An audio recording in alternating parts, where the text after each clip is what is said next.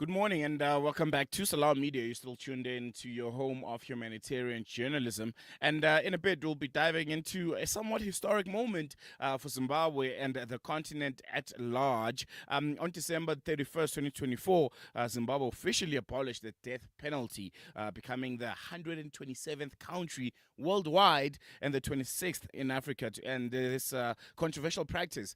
While Zimbabwe hasn't carried out execution since 2005, this legislative decision marks quite a significant step in affirming the right to life and addressing human rights concerns. And driving this change was a private member's bill led by Edwin Mushoriwa. He's a member of Dzivarasekwa parliamentary constituency. He joins us now to discuss the journey to abolition, the challenges along the way that they faced, and what this decision ultimately means for Zimbabwe's justice system and society. Welcome to News and Views, Honorable Mushoriwa. Thank you so much for giving us your time, and congratulations on this historic achievement. No, thank you so much. We are happy that we have abolished the death penalty as we start the new year.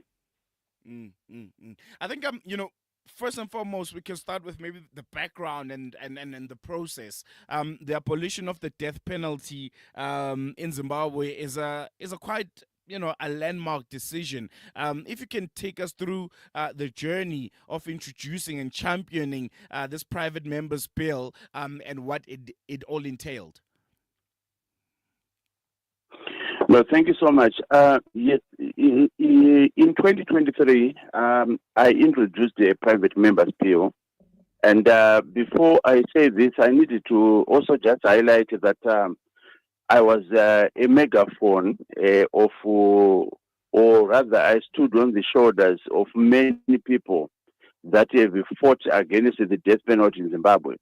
I want to pay tribute to Veritas Zimbabwe, who helped to craft the bill, and also to thank Amnesty International for their years of campaigning against the death penalty in Zimbabwe and globally. And the many Zimbabweans who believed that we needed to remove this from our statutes. Before I moved the private members bill, I also needed to tell you that historically, we are now 20 years before the last we did an execution in this country. And in 2013, we had come up with a constitution which basically had said 21% of the population were the only ones who could face death penalty, that is men between the age of 21 and 70. So there will be programs by civic society, by individuals to move this thing a step forward. So I then came in 23 and then gave notice in Parliament to have this, to introduce the bill. So I introduced the bill in Parliament. Initially, as you may be aware, we faced one or two challenges, but eventually the Parliament adopted the motion, and when we were in the second stage of the bill, second reading of the bill, Cabinet then also endorsed the bill, and then it was then made possible for the leader of government business and myself to co-sponsor the bill through the parliamentary processes.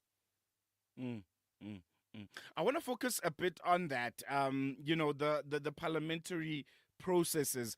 How did you go about building consensus in Parliament, especially with amendments made by the government? What we did, we leveraged on the others, on the aspect that the current president Emerson Mnangagwa, he has been publicly and on record to say that he doesn't want death penalty and that he was spared death penalty on a technicality. And coming from the opposition, we then literally used some of the things that these guys have said over the years. And we then tried to reach out to the members of the ruling party. And along the way, we then came up with an agreement. Then, when we then moved on, the minister in our the minister then proposed some changes and some amendments, primarily to put some alternative punishment or alternative sentence in the bill. And because we wanted to see the abolition happening, we then agreed to allow the amendments to come through, and then the minister then brought them. Mm, mm, mm, mm. I want to touch a bit on public perception here. I think I read a bit that research has shown that public support for the death penalty in Zimbabwe is not as solid as previously believed. How did this insight shape your approach to advocating for abolition? Was this inspired by the fact that Zimbabweans quite literally didn't want it anymore? Yes, what we did from the process of making laws in Zimbabwe is that you are also supposed to go out there and do public outreach. So the parliamentary committee on justice did go throughout the 10 provinces of Zimbabwe, and they held meetings. And the average result was that 85% of the people that attended this public hearing were of the view that death penalty has no place in a modern society and wanted it to go.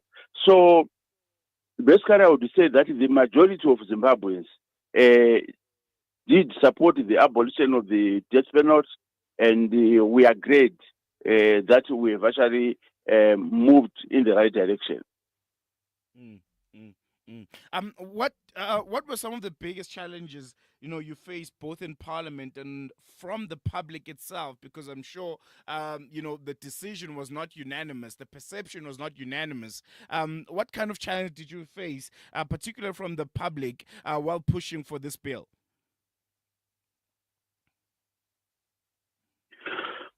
The major challenge is that the Zimbabwe has, over the past few years, due to our economic challenges, witnessed a number of murders, some on ritual basis, some on small scale mining communities. There have been a lot of people that have been killed over the years. And there are people that are of the opinion that, look, we need to make sure that death sentence remains, because they believe wrongly that death sentence can deter crime. But our view is that death sentence does not deter crime, because by the effect that people have been killed over the years in the presence of the law, it tells you that people, when they do commit those crimes, they don't even think around the question of death sentence, because we believe that we needed to do more research and find out why those things were happening, so that we come up with a solution as a country. So basically, that was one major challenge where people would actually then argue. Then there's also another section of our people who also believed that let's allow the army to continue to carry death penalty as a court martial. But I'm glad that after we had actually gone through, we managed to convince some of them to see the light, that death penalty does not necessarily yield a positive result. Mm, mm, mm, mm. Many Zimbabweans remain, quite concerned about the broader human rights issues in Zimbabwe. I think we all know about them; they are well documented, and just the general state of the criminal justice system. How does this abolition fit into the wider efforts to reform these systems, and to put them in a place where they are democratic, and justice is as what it should be? Our view is that the abolition of the death penalty is a necessary step and a positive one towards a broader reforms that we need to see happening in this country in respect to human rights situations, the improvement there too. So what we believe is we want to make sure that we do these things step by step, incremental, so that at least we then go to the stage where we want it to be. You are right. Our situation has not been very good for the past 2 decades. So naturally, we need to try by all means, where possible, to try to reach out to the people in the ruling part to make sure that at least we come up with some of these laws that could actually enhance human dignity and also respect of human rights as enshrined in our constitution and also the various international obligations that we are signatory to. And just lastly, before I let you go, in your view, does abolishing the death penalty kind of strengthen Zimbabwe's international reputation? We know, the issues of sanctions and just the hot and cold relations that Zimbabwe has, particularly with the West. Do you think this kind of puts Zimbabwe in a better light? Do you think it's a beginning of a new chapter when it comes to international relations? No, I think the death penalty abolition is a step in the right direction.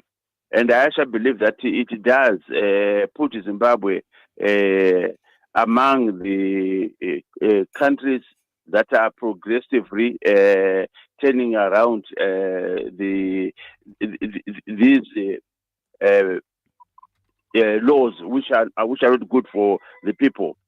But in respect to the overall issues in respect to sanctions and other stuff, all Zimbabweans would wish to see sanctions gone. Because as you are aware, we have actually suffered as an economy for so long. There are certain things that obviously that we as a country still need to attend to. Some hygienic issues which we need to do.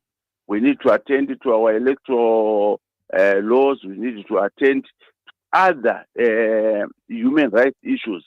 But I actually believe that the abolition of the death penalty can actually be the stepping stone towards the improved and the more reforms that can actually help Zimbabwe to come back in the family of nations. No, definitely. I think that's what all of us hope and dream for. But we're going to leave it here for now. Honorable Mushoriwa, I really appreciate you giving us your time and giving us insight on what it took, for this milestone of abolishing the death penalty in Zimbabwe to ultimately be reached. Congratulations, and all the best going forward. No, thank you so much.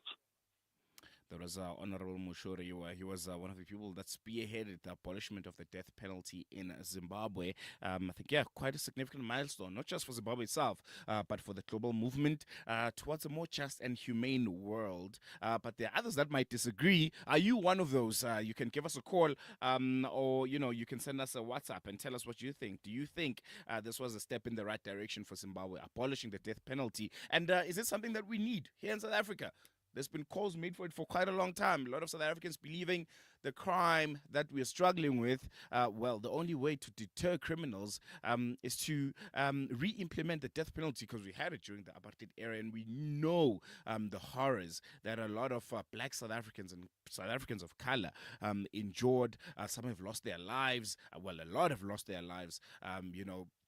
Because of the death penalty. Do you think it should be brought back? Do you think it's one of the means that could help, crime in South Africa to go down? Or do you think our criminal justice system just doesn't have the capacity to fully, roll out the death penalty? There's just too many holes in our justice system. There's corruption, there's bribery, there's just plain old laziness. What do you think? Share us your thoughts. Our number is 061 766 0355. That's 061 766 0355. You can send us a WhatsApp, a voice note, or a message, and you can let us know what you think. Do we need the death penalty in South Africa as we're seeing Zimbabwe abolish it? We're going to take a quick break. When we come back, News and Views continues.